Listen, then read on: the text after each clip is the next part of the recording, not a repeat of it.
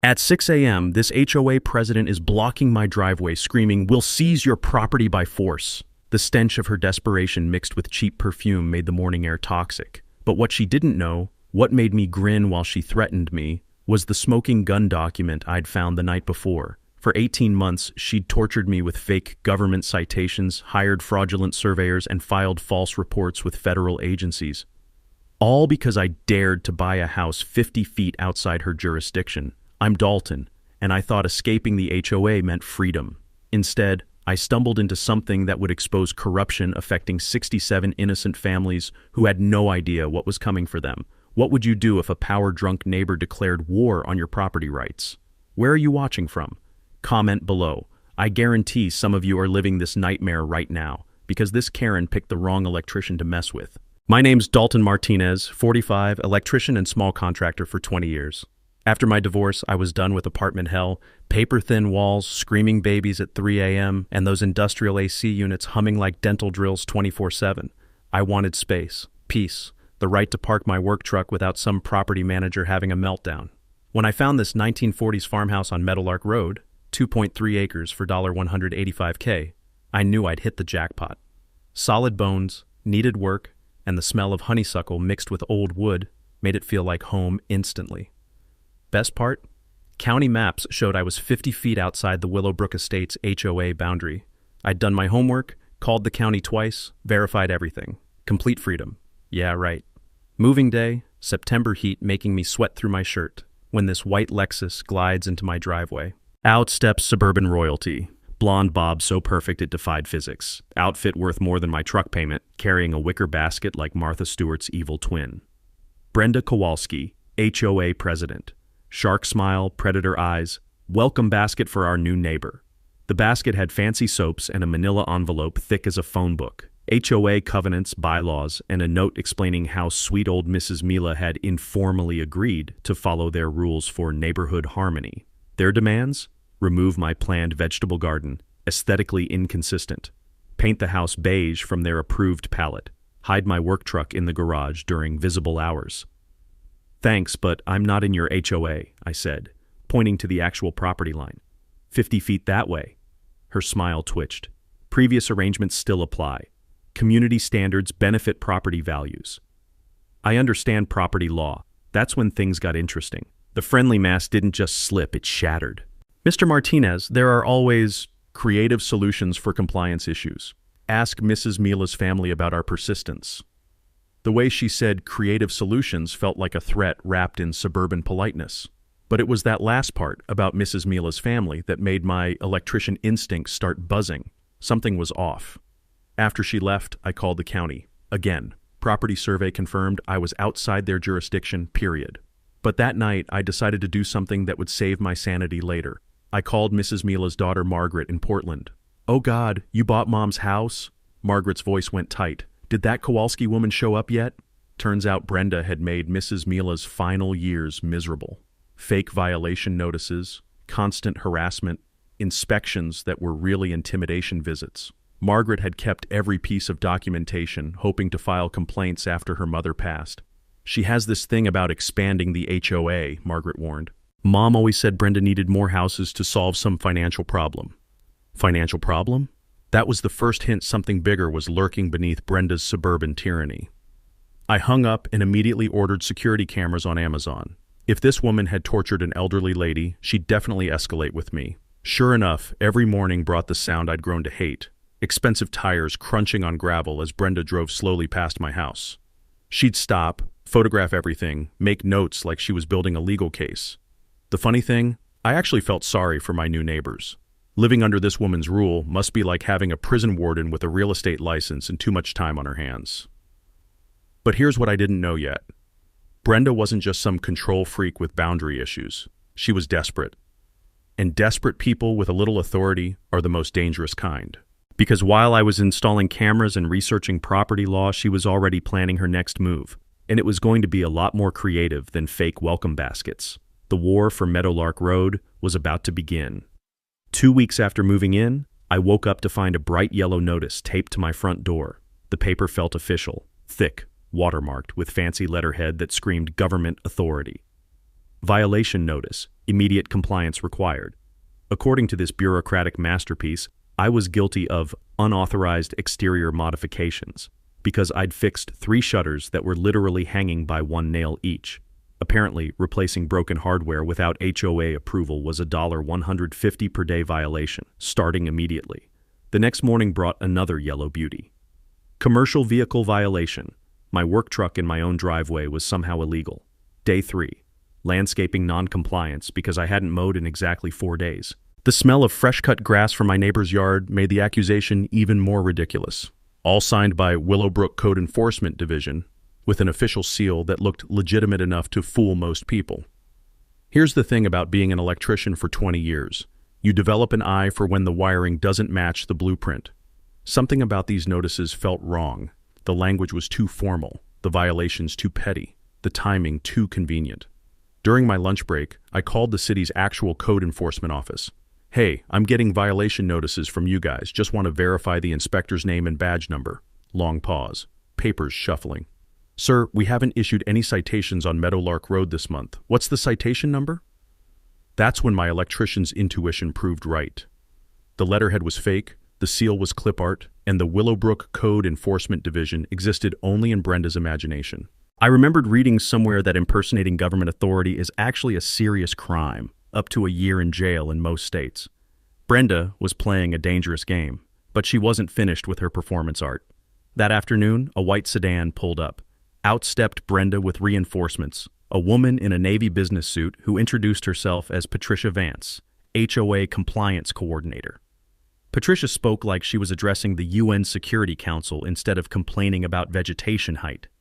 "Mr. Martinez, we've identified several concerning irregularities in your property maintenance standards." "Such as?" Patricia pulled out an actual measuring tape. "The hedge trimming height variance exceeds community standards by approximately 3 inches. Additionally, your mailbox positioning creates visual inconsistency with neighborhood aesthetics." I watched this woman literally measure my hedge while photographing angles like she was documenting a crime scene. The whole scene was so absurd I nearly burst out laughing. These people were treating lawn care like nuclear disarmament negotiations. "Ladies, I'm not in your HOA. Those citations are fake. Keep this up and I'm calling actual police." Brenda's friendly mask evaporated completely. "Property values here depend on community cooperation, Mr. Martinez. It would be unfortunate if your business reputation suffered due to unprofessional conduct allegations." There was the real threat. She was going after my livelihood. That evening, I started what would become my obsession: documentation. Every fake citation got photographed, filed, and cross-referenced. Every conversation got recorded on my phone. Every drive-by surveillance session got time-stamped. My kitchen table transformed into mission control for Operation Expose Brenda. I also reached out to Tom Hendricks, my neighbor down the street. Over beers on his back porch, Tom revealed Brenda's greatest hits from last year. Fake surveys claiming his fence violated property lines, harassment about his basketball hoop, threats to report his home business for tax evasion. "She's gotten worse since they built that community center," Tom said, the evening crickets providing soundtrack to our conspiracy theory session. Like she's desperate to prove her authority or something. The following week brought Brenda's magnum opus, a demand for a professional property survey, because county maps were potentially outdated. The surveyor, her brother-in-law Rick, who arrived with equipment that looked like it escaped from a middle school science fair. Rick spent 20 minutes waving around some device, possibly a level, maybe a fancy protractor, then announced my property line was 15 feet closer to the road. My garden shed was now allegedly on HOA territory.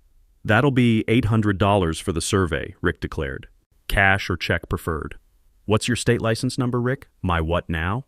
"Professional surveyors need state licenses. Should be displayed on your equipment and paperwork." Rick's face went white. He packed up faster than a street magician avoiding cops, muttering something about checking calibration as he fled. By month's end, my evidence collection resembled a prosecutor's wet dream: fake citations, bogus surveys, screenshots of Brenda's social media rumors about her problematic neighbor. But here's what made me smile during those long documentation sessions. Every piece of harassment was actually building my case. Brenda thought she was intimidating me into submission. Instead, she was handing me the rope for her own legal hanging. The citation blitz was her opening gambit. It was also her first catastrophic mistake. After Rick's embarrassing retreat, I figured Brenda might reconsider her strategy. Wrong again. The woman had the persistence of a telemarketer and twice the creativity. A week later, Rick returned with backup, a full crew and equipment that actually looked professional. The transformation was stunning. Gone was the confused guy with a glorified protractor. This Rick wore a hard hat, carried clipboards, and barked orders at two assistants like he was overseeing the Panama Canal construction. They'd rented legitimate surveying gear, transit levels, measuring chains, GPS units that beeped importantly. Rick threw around terms like geodetic coordinates and bearing calculations, with the confidence of someone who'd spent serious time on YouTube University. The performance was Academy Award material. 3 hours of measuring everything twice, taking notes on official forms, planting orange flags like they were claiming territory for Spain. The morning air filled with the sound of equipment beeping, and Rick shouting measurements that probably meant nothing. According to his corrected findings, the county had been catastrophically wrong for decades. My property line allegedly ran 15 feet into what I'd thought was my land.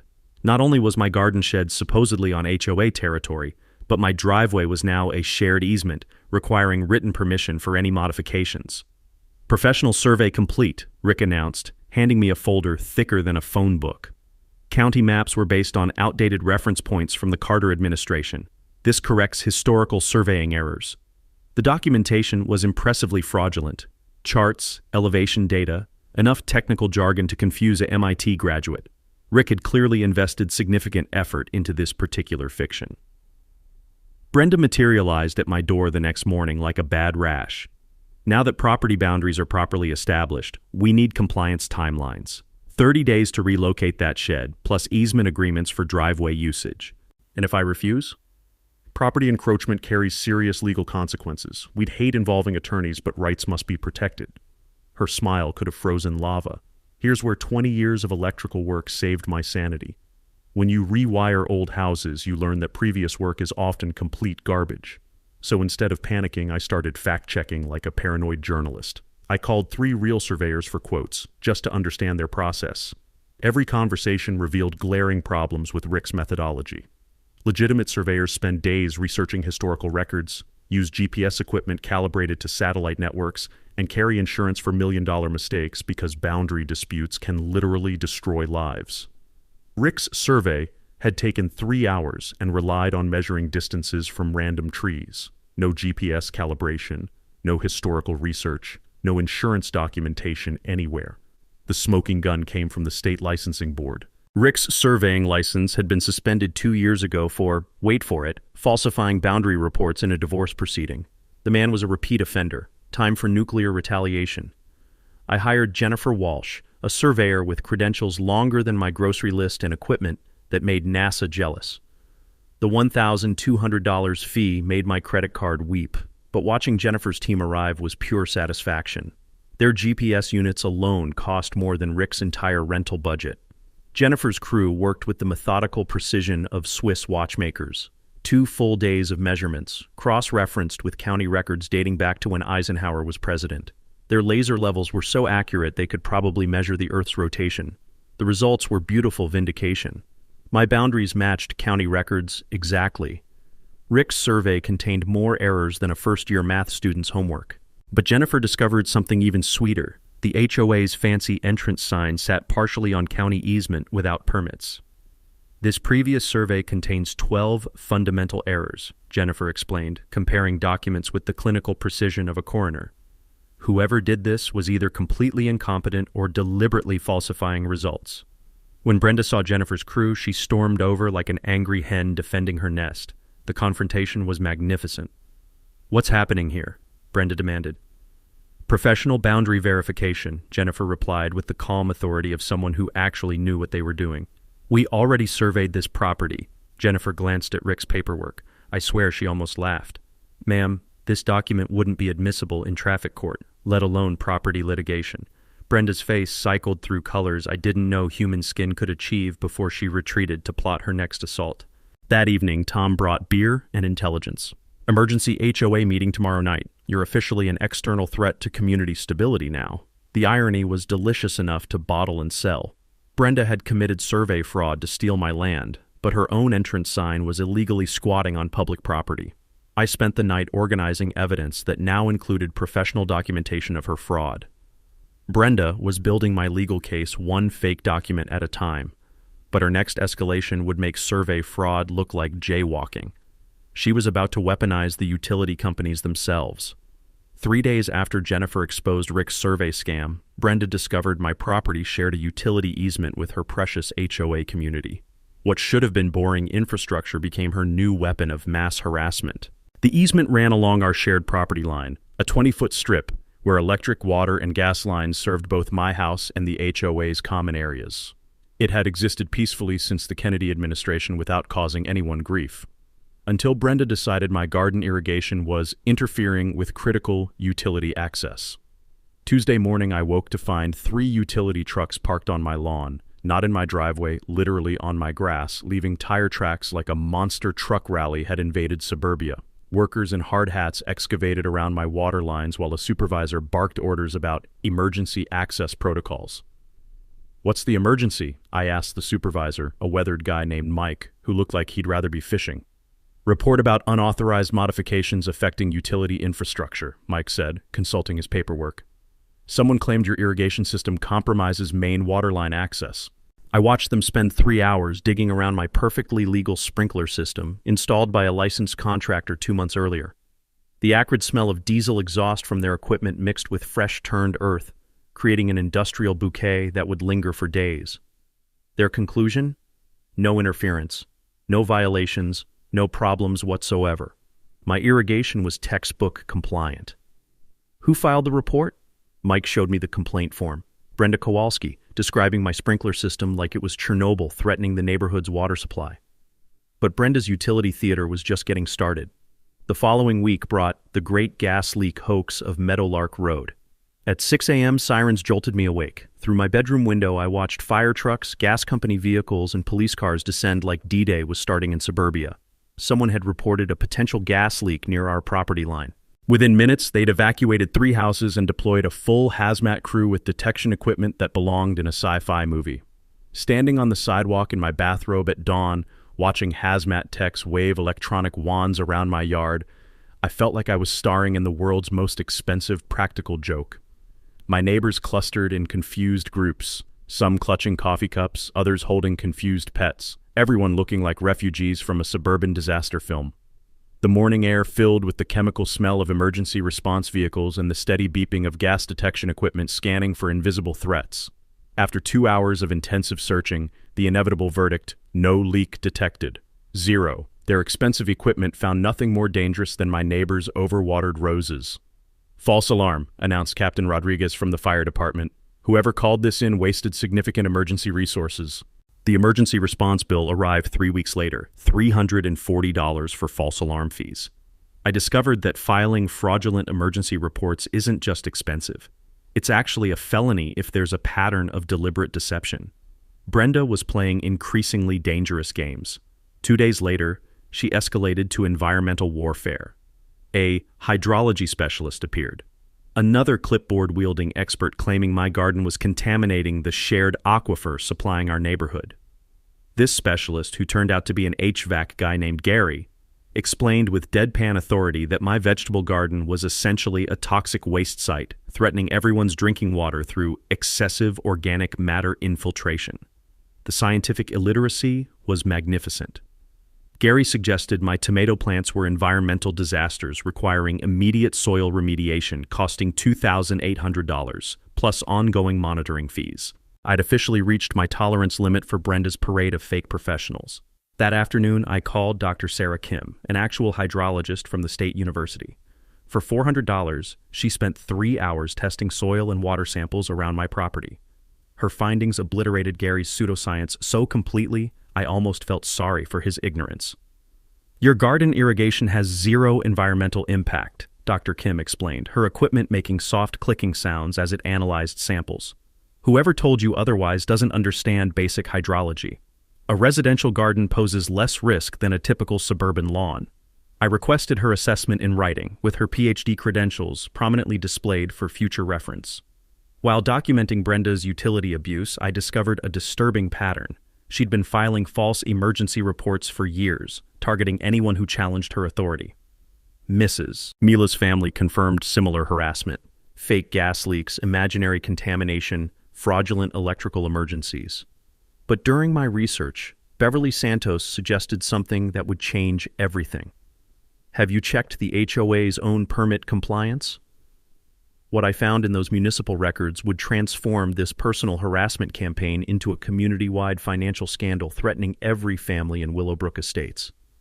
The real emergency wasn't my irrigation system, it was what Brenda had been hiding from her own neighbors.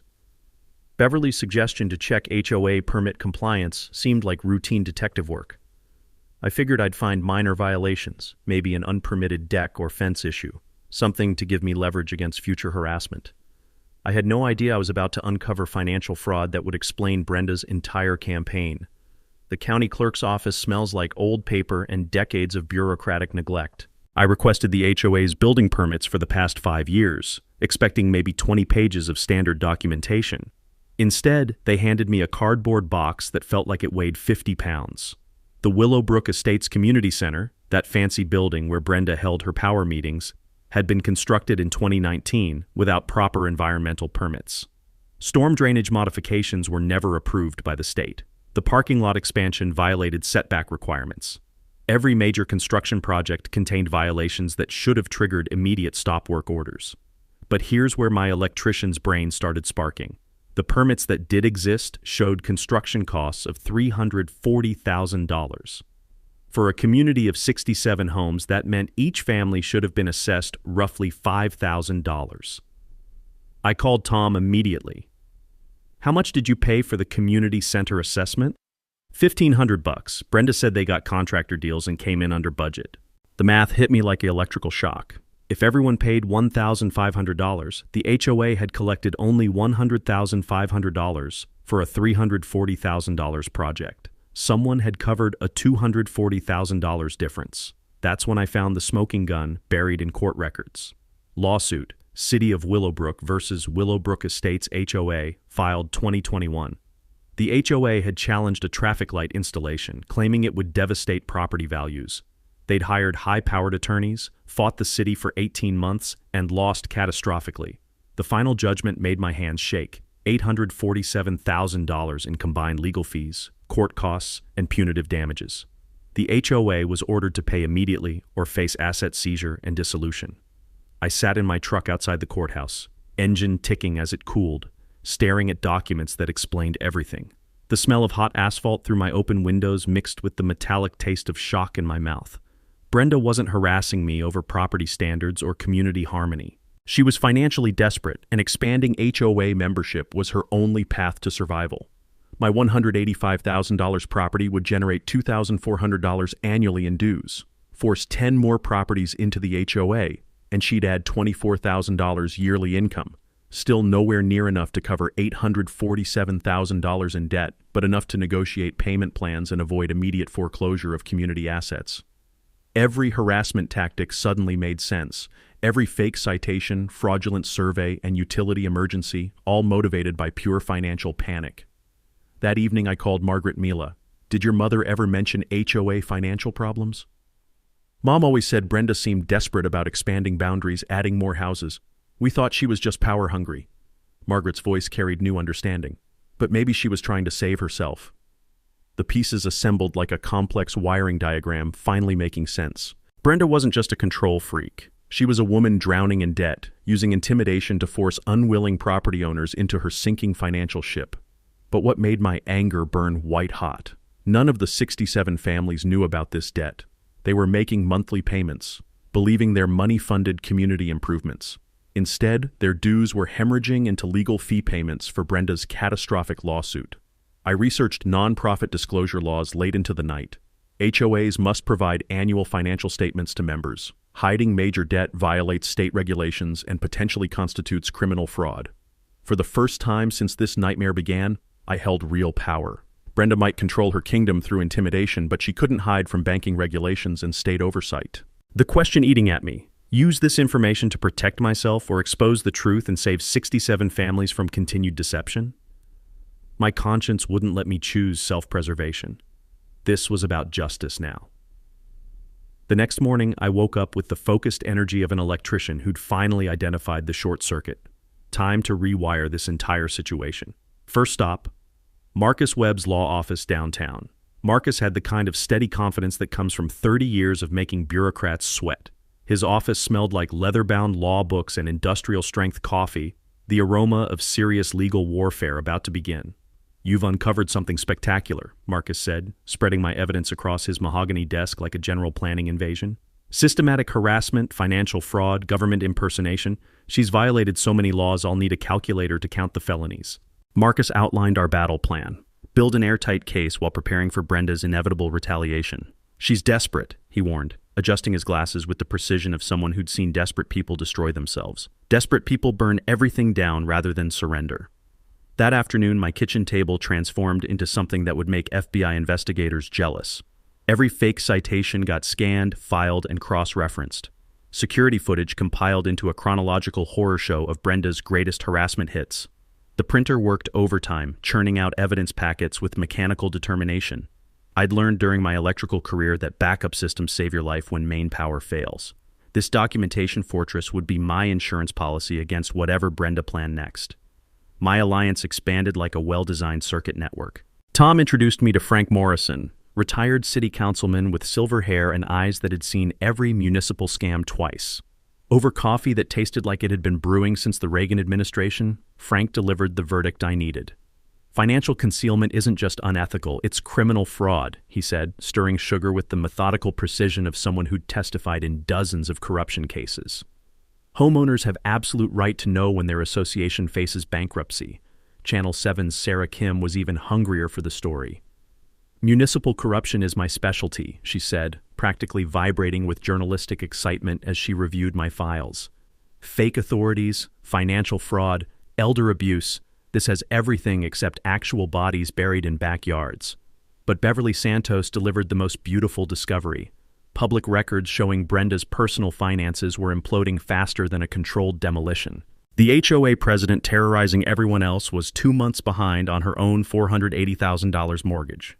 The irony was so perfect I nearly laughed out loud. She was trying to save the HOA to save herself, forcing new revenue through harassment while her own financial house burned down around her ears. During late-night research sessions, I discovered the state attorney general maintained a dedicated HOA fraud hotline. Apparently, corrupt boards were common enough to warrant specialized investigation teams with their own prosecutors. I crafted a complaint letter with the precision of technical specifications, attaching every piece of evidence like supporting documentation for a complex electrical job. Financial concealment, fraudulent impersonation, systematic harassment. The Attorney General's office would have enough material to stay busy until Christmas. But legal vindication wasn't enough. 67 families had been deceived about their financial exposure, trusting that HOA dues were managed responsibly while their association hemorrhaged money into Brenda's failed legal adventures. Marcus suggested the nuclear option, demanding a special homeowners meeting to discuss urgent financial disclosure. State law required such meetings when 20% of residents requested them. Getting those signatures required diplomatic precision. Most residents still trusted Brenda, unaware their association was bankrupt. I needed to educate without seeming like a vindictive troublemaker with personal axes to grind. Margaret Mila became my secret weapon. As Mrs. Mila's daughter, she had credibility with longtime residents who remembered her mother's harassment ordeal. Margaret agreed to help gather signatures by sharing documentation of Brenda's systematic intimidation tactics. The timing had to be perfect, like synchronizing multiple electrical systems to prevent power surges. The annual HOA meeting was 3 weeks away, ideal for dramatic financial revelation. Sarah Kim would attend as routine community correspondent while Marcus represented my legal interests. Everything needed coordination. Attorney General complaint, special meeting demand, media exposure, and protective legal measures for when Brenda realized I wasn't just defending myself, I was dismantling her entire operation. My evenings were spent creating information packets for every homeowner, clear financial crisis explanations, harassment documentation, and independent legal resource contacts. The packets were designed to inform without inflaming, educate without accusation. But while I prepared for war, Brenda was planning her own escalation. Tom reported increased surveillance, more photography sessions, and urgent whispered conferences among board members. The smell of impending conflict hung in the air like ozone before thunderstorms. Soon, Brenda would realize I wasn't just some contractor she could intimidate into submission. I was coming for her secrets, her authority, and her corrupt kingdom. My only question was, how far would she go to protect everything she'd built on lies? Based on her escalating desperation, I suspected I was about to find out. 3 days after I'd quietly started gathering signatures for the special meeting, Brenda discovered my plan and launched what I can only describe as total suburban warfare. It started with my phone buzzing at 7 a.m. while I was drinking coffee that tasted like liquid motivation. Jim Patterson, one of my best commercial clients, sounded like he was calling to cancel Christmas. "Dalton, got a strange call yesterday. Some woman claimed you're facing serious legal troubles and might not finish our electrical project." Jim's voice carried the uncomfortable tone of someone delivering bad news. "She suggested we verify your credentials before the contract renewal." My coffee turned to acid in my stomach. What exactly did she say? Property disputes, unprofessional conduct, possible license suspension. She made it sound like you're one lawsuit away from bankruptcy. Jim paused. "I know you're solid, but thought you should know someone's targeting your reputation." By afternoon, the assault was systematic. Linda Morrison from the hardware store mentioned a concerned neighbor, warning about my questionable electrical work. My insurance agent called about mysterious complaints claiming my business practices were under state investigation. Brenda was carpet bombing my livelihood with precision strikes, but her digital warfare showed real sophistication. Tom forwarded me screenshots from next door that read like a paranoid thriller written by suburban housewives. Multiple new accounts were spreading rumors about the dangerous new resident on Meadowlark Road. Dalton Watch 2024 claimed I'd physically threatened Brenda during a violent property confrontation. The post included dramatic language about feeling unsafe in our own neighborhood and needing community protection from unstable individuals. Concerned Neighbor 47 suggested my electrical work violated multiple building codes and posed serious fire hazards to neighboring families. This post cleverly included technical-sounding language that would frighten anyone who'd ever worried about house fires. Willowbrook Mom went full conspiracy theory, implying I hosted late-night gatherings with suspicious visitors who might be involved in drug distribution. The post was crafted with the perfect blend of concern and innuendo that makes suburban parents lock their doors. I spent that evening playing digital detective, tracing IP addresses like I was hunting electrical faults. Every fake account originated from devices registered at Brenda's address or her board members' homes. The woman had turned her entire HOA leadership into a coordinated character assassination squad. Wednesday morning brought the nuclear escalation. My phone rang while I was installing new circuits in a downtown restaurant. The caller ID made my hands freeze. State Electrical Licensing Board. Never a call you want during busy work hours. "Mr. Martinez, we've received a comprehensive complaint regarding your business practices," said a voice that sounded like it processed complaints between coffee breaks. "Allegations include unlicensed work, multiple safety violations, and fraudulent billing practices." The familiar smell of electrical work, hot metal, and wire insulation suddenly felt nauseating. A licensing investigation could destroy 20 years of reputation building, even if every allegation was pure fiction. Who filed this complaint? Brenda Kowalski, representing multiple concerned residents. She submitted extensive documentation of alleged violations. I scheduled an emergency appointment to review her evidence. Whatever Brenda had fabricated, it was comprehensive enough to trigger official state investigation. That evening brought more devastating news. My insurance agent called with updates that made my stomach drop like a failed elevator. Someone had reported multiple safety incidents at recent job sites, triggering a complete review of my liability coverage. Even if these reports are false, my agent explained, the investigation process could increase your premiums by 40% or result in coverage cancellation. The acrid taste of panic filled my mouth as I drove home through traffic that seemed to move with the sluggish pace of bureaucratic investigations. Brenda wasn't just harassing me, she was systematically dismantling my ability to support myself. But Thursday morning brought an angel disguised as Mrs. Mila's daughter. Margaret called from Portland with news that would change everything. I've been going through Mom's papers more systematically. Found something explosive. She emailed photographs of a detailed diary Mrs. Mila had maintained during her harassment ordeal. But the real treasure was something that made my electrician's heart sing, audio recordings. Mom was old-school paranoid, Margaret explained. Kept a micro-cassette recorder in her purse after Brenda's visits started getting aggressive. Said if someone was going to lie about conversations, she wanted proof of what really happened. The recordings were prosecution-quality evidence. Brenda openly admitting to filing false government reports, bragging about creative compliance strategies and discussing plans to expand revenue through strategic property acquisition. The smoking gun was a conversation from 6 months before Mrs. Mila's death, Brenda explaining to another board member that financial crisis requires aggressive expansion tactics and resistant property owners need to understand serious consequences. Marcus nearly spit out his coffee when he heard them. "She's confessing to felonies on tape," he said, his lawyer instincts practically vibrating with excitement.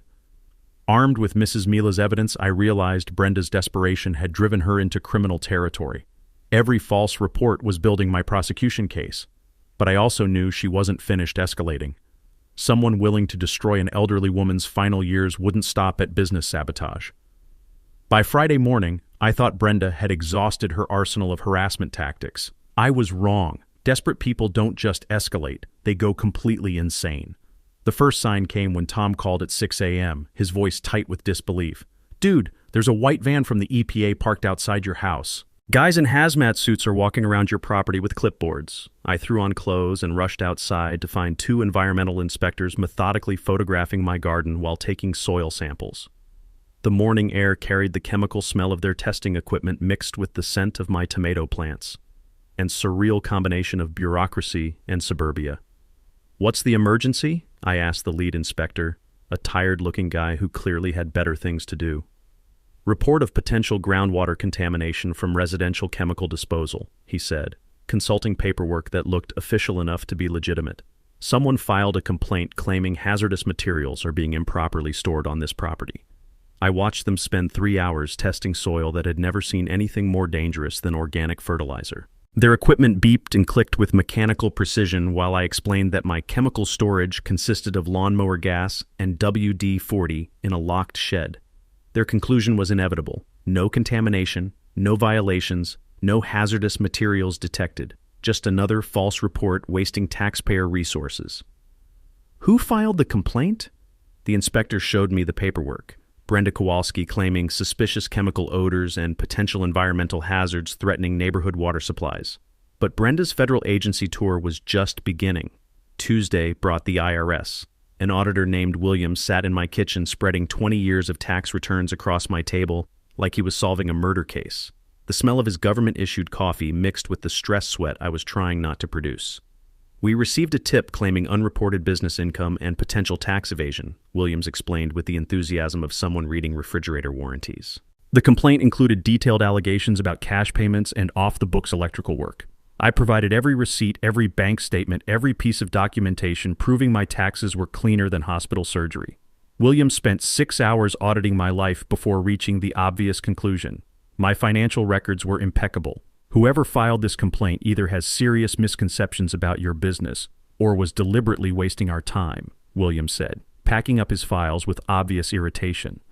The following week brought immigration enforcement, despite the fact that I was born in Cleveland and my family had been American citizens since before the Civil War. The ICE officer looked embarrassed when I showed him my birth certificate and military discharge papers.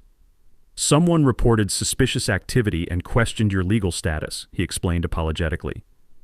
"Obviously a false report. Sorry for the inconvenience." By Thursday, I was expecting visits from the FBI, NASA, and possibly the Vatican. Brenda had apparently decided that if she couldn't destroy me locally, she'd involve every federal agency that would answer her calls. But Friday morning brought the confrontation that would finally expose her complete mental breakdown. I was loading tools into my truck at 6 a.m. when Brenda's white Lexus screeched into my driveway, blocking my exit. She jumped out like a woman possessed, her perfectly styled hair disheveled and her business clothes wrinkled like she'd slept in them. The stench of desperation hung around her like cheap perfume as she marched toward me with the determination of someone who'd completely lost touch with reality. "This ends now," she screamed, her voice cracking with hysteria. "You will submit to HOA authority or we'll seize your property by force if we have to." The words echoed across the quiet neighborhood like a deranged battle cry. Windows started opening as neighbors emerged to witness what sounded like a complete psychological meltdown happening in broad daylight. "Brenda, you need to move your car," I said calmly, pulling out my phone to record her breakdown. "I have work appointments this morning. No more games, no more delays. You will comply with community standards or face the consequences." She was gesticulating wildly, spittle flying as she ranted about property seizure authority that existed only in her increasingly unhinged imagination. Mrs. Henderson from across the street called 911 when Brenda started threatening physical force. The sound of sirens approaching seemed to snap her back to partial reality, but the damage was done. Officer Rodriguez arrived to find Brenda still screaming about her non-existent authority to seize private property. The contrast was stark, a calm professional dealing with someone who'd clearly crossed the line from harassment into mental health crisis territory. "Ma'am, you have no legal authority over this property," Rodriguez explained with the patience of someone who'd dealt with delusional complaints before. "You need to move your vehicle immediately." "But the community standards, the property values, he's destroying everything." Brenda's voice carried the desperate edge of someone watching their entire world collapse. Rodriguez documented her threats while explaining that false government reports constitute criminal activity. As he spoke, I realized Brenda had finally provided the perfect evidence of her harassment campaign, a public meltdown witnessed by multiple neighbors and recorded by police. The woman who'd spent 18 months trying to destroy my peace had just destroyed herself instead. Her desperate gambit had become her final mistake. 5 days after Brenda's public meltdown, the Willowbrook Estates annual meeting arrived like Judgment Day wrapped in suburban formality. The community center, ironically the same building being secretly foreclosed, buzzed with unprecedented attendance. 63 homeowners packed folding chairs that creaked under the weight of 18 months of suppressed frustrations. Channel 7's news crew positioned cameras near the back, ostensibly covering routine community governance. Marcus Webb sat with legal documents in his briefcase, while Officer Rodriguez attended as community liaison. The air smelled like nervous anticipation mixed with the industrial carpet cleaner they'd used to make everything look presentable for the cameras. Brenda entered like a general preparing for her final battle. Her appearance was immaculate, fresh blonde highlights, pressed business suit, confident smile that didn't quite hide the desperation in her eyes. She carried herself with the forced authority of someone who knew her kingdom was crumbling but refused to admit defeat. "Welcome to our annual financial and governance review," she announced, her voice echoing off walls that would soon be seized by creditors. "Tonight we'll discuss community improvements, budget allocations, and addressing external threats to our property values." Margaret Mila raised her hand immediately. "Before discussing budgets, we need full financial disclosure. Many residents have questions about our actual financial position." Nervous murmurs rippled through the crowd. Most homeowners had no idea their association was bankrupt, believing their monthly dues funded legitimate community improvements rather than legal debt payments. Brenda's smile flickered like a fluorescent bulb preparing to burn out. "Financial matters will be addressed in the appropriate agenda sequence." "Actually," I said, standing up with my box of documentation, "I have information every homeowner deserves to know about your current financial situation." The room went silent except for the quiet whir of news cameras capturing every moment. I'd timed this perfectly. Maximum attendance, media present, legal representation available. Over the past 6 months, I've discovered that this HOA is hiding $847,000 in debt from a failed lawsuit against the city, I announced, my voice carrying clearly across the packed room. "Your monthly dues aren't funding community improvements. They're paying legal fees for Brenda's personal vendetta that bankrupted your association." Gasps and angry murmurs filled the air as I distributed copies of court documents, bank foreclosure notices, and financial records to stunned homeowners. The sound of papers rustling mixed with shocked whispers created a symphony of suburban outrage. "Those documents are fabricated lies," Brenda shrieked, her composure evaporating like morning dew. "This man has been harassing our community for months, filing false reports and threatening residents." Sarah Kim from Channel 7 stepped forward with her microphone. "Mrs. Kowalski, these appear to be official court documents. Can you confirm whether the HOA currently owes $847,000 in legal fees?" "I don't have to answer hostile questions from biased media," Brenda snapped, her mask of authority completely dissolving. But I wasn't finished. "Let me show everyone the real harassment campaign," I said, connecting my laptop to the room's projector. 18 months of fake government citations, fraudulent surveys, false emergency reports, and systematic business sabotage. The projector screen lit up with security footage of Rick's fake survey, screenshots of forged violation notices, and recordings of Brenda threatening Mrs. Mila.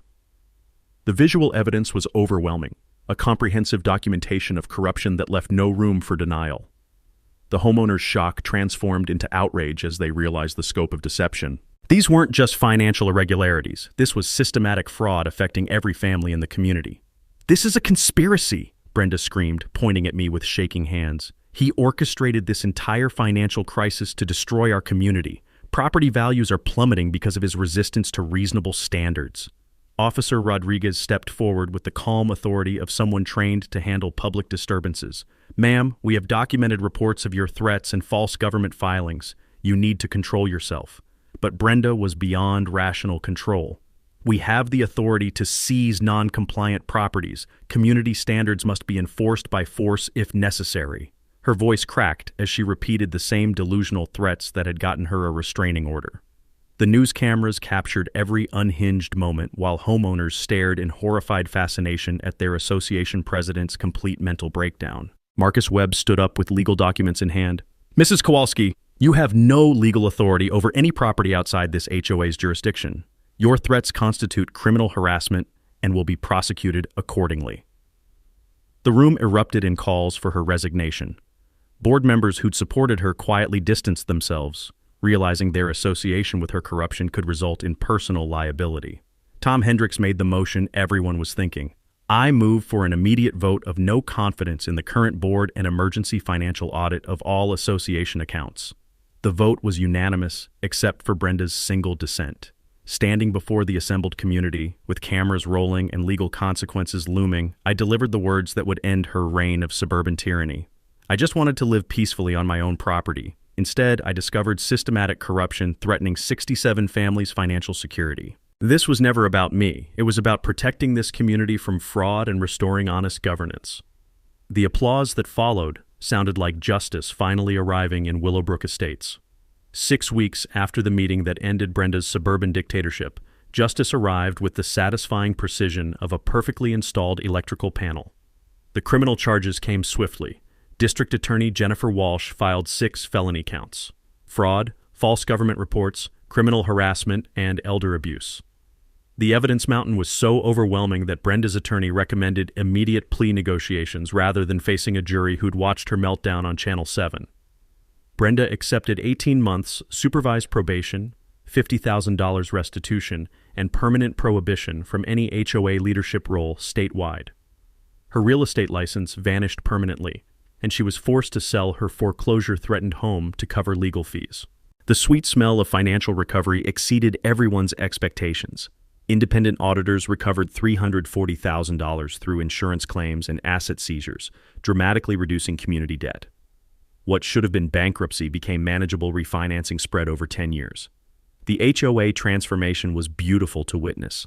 Tom Hendricks won the presidential election on a transparency platform that would have made government reformers weep with joy. Monthly financial statements became standard practice, and major expenditures now require actual homeowner approval through legitimate voting.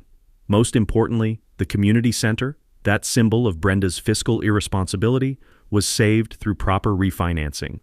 Instead of foreclosure, Willowbrook Estates emerged stronger with educated homeowners and honest leadership. My personal vindication tasted sweeter than morning coffee on a perfect day. All false government reports were expunged from official records. The state licensing board issued a formal letter confirming my credentials were never questioned. Business actually increased as media coverage attracted clients who valued integrity and thorough documentation.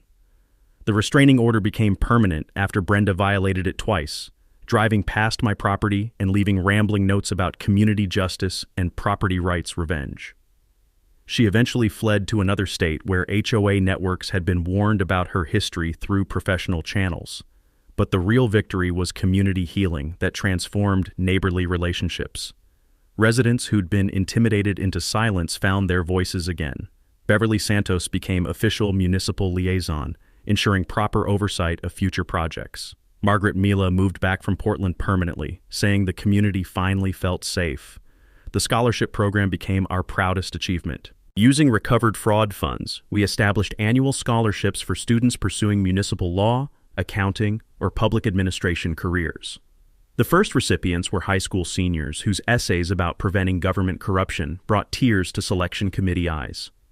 Sarah Kim's investigative series won regional journalism awards, and prompted state legislation requiring annual financial audits for all homeowner associations. Our case became the template for identifying and prosecuting similar corruption throughout the region. My conservation project exceeded original expectations. The donated easement created protected wildlife habitat while providing outdoor education space for local elementary schools. The irony still makes me smile.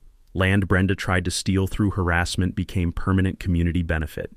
Every spring, we celebrate Transparency Day, part festival, part civic education event. Local officials provide workshops on municipal law, financial literacy, and recognizing corruption. Other communities now copy our model for preventing similar problems. Standing on my front porch this evening, the golden hour light filtering through oak trees I'd almost lost to fraudulent surveys, I reflected on an unexpected journey. I'd sought simple peace and quiet, but discovered that protecting yourself sometimes requires protecting entire communities. The experience taught invaluable lessons. Individual harassment often masks systemic corruption affecting many people. Documentation defeats intimidation every time. Allies multiply strength exponentially. And sunlight truly remains the best disinfectant for institutional rot. The conservation area fills with evening bird songs, a natural symphony that drowns out memories of diesel trucks and false emergency sirens. The air smells like honeysuckle and freedom, exactly what I'd wanted when this nightmare began. For anyone facing similar harassment, document everything meticulously, research thoroughly, build alliances carefully, and never underestimate ordinary citizens working together against corruption.